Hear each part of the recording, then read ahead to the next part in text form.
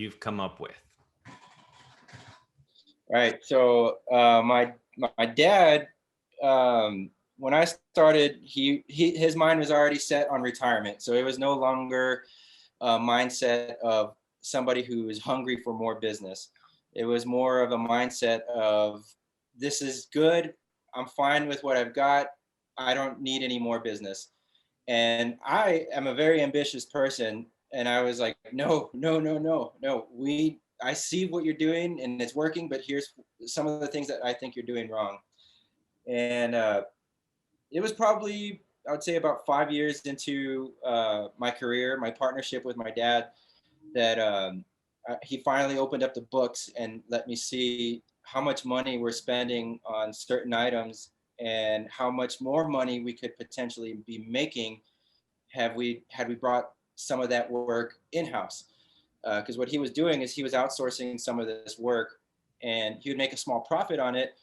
And it wasn't until I started getting into it and I told him, like, no, Dad, we could buy this piece of equipment. We could be the person making a better profit. And yeah, his mindset, I don't know if you all have ever worked with a person whose mind is already set to retirement. They're done with the risk taking. They're done with the learning, and they're set in their ways. And a lot of times, it's good. It's a good practice. But if you're a younger guy like myself, it's like you want to do more. You want to make more money. You want to grow a business. You want it to be bigger. You want it to be better. You want to provide better service. And the list can just be nonstop. Um, so yeah, he's like, you know what? I think you've got something going here. Go find what you're looking for. Bring me back the bill. And I want nothing. I don't want to learn anything about it other than, now we do it here, and you're going to take care of it. And that's exactly what I did. And it was a really good decision to have made. And I love that story because I've also read, you were featured in our newsletter when we heard you contributed to our newsletter in 2020 and gave us the story, and we'll have that link for our viewers in the description so you guys can check that story out. But I'm hearing with my analytical mind the problem and the solution, and what I picture, and this is my track background, but I see the passing of the baton, and how that happens as the problem, right? How do we pass the baton, from your dad, to the younger generation? And so this sounds like, you've created, this is your interpretation and your solution for it, right? Correct. Yeah. And one of the things, just to plus one on that, you're one of the rare situations. Typically, the family business, the first generation starts it, they build it up, they pass it to the second generation. The second generation just wants to get by and maintain it. By the third generation, nobody cares or knows why they even started it, and it's gone. And so that's a very common cycle in a family business.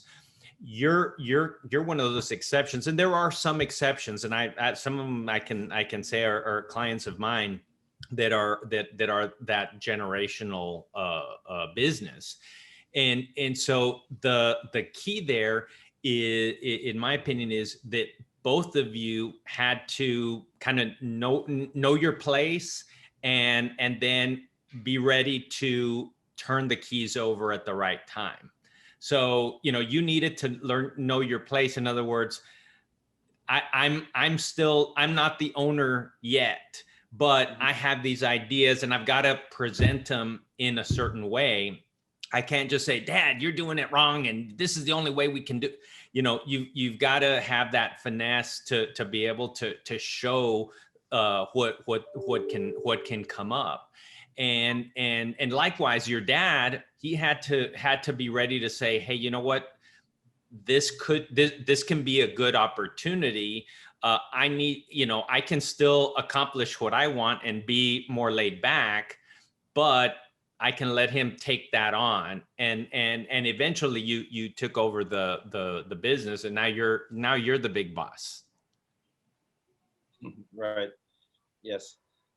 Tell us a little more about how that business succession rolled out for you, because this is a term, that we use, and that, we coach our clients to come to us for, is to go ahead and have a plan. Not only you have your estate plan and for when you pass on, but when you don't pass on and the things that you want to do. How did that business succession roll out for you? Yeah. Well, we had talked about this throughout the many years of me working here, and how we were going to accomplish that, and also the same ambition that I have now was still the same as it was when we would have these discussions. So I think my dad knew that I wasn't planning on just to maintain, not only just to maintain what we've already accomplished, but to continue to grow it. And I mean, Mike was a really good help with us on that, and very thankful for his service. It was he made it really simple for us. Like, it was, we knew what we wanted, and that was good resource to have. So And how's it feel now? it feels good. Yeah, I like what I do, and I'm seeing how I do things, manage things a lot differently, and it's still a very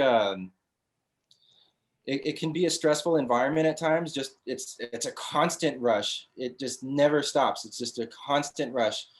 When you have the word express linked to your business, Yep. everybody takes that serious. So,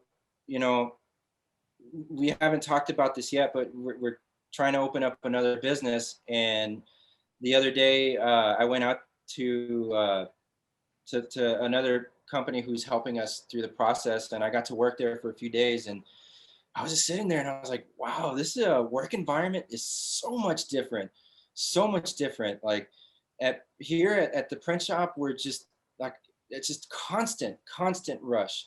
It's as soon as you think you're done, a whole other list of things is waiting to be finished. And I like that. That's what I've been used to. So to go from one work environment to another and realize, like, wow, like, this work area is just constantly moving, compared to, like, you let things sit and just wait around for a couple hours before you do the next process without any phones ringing or customers walking in.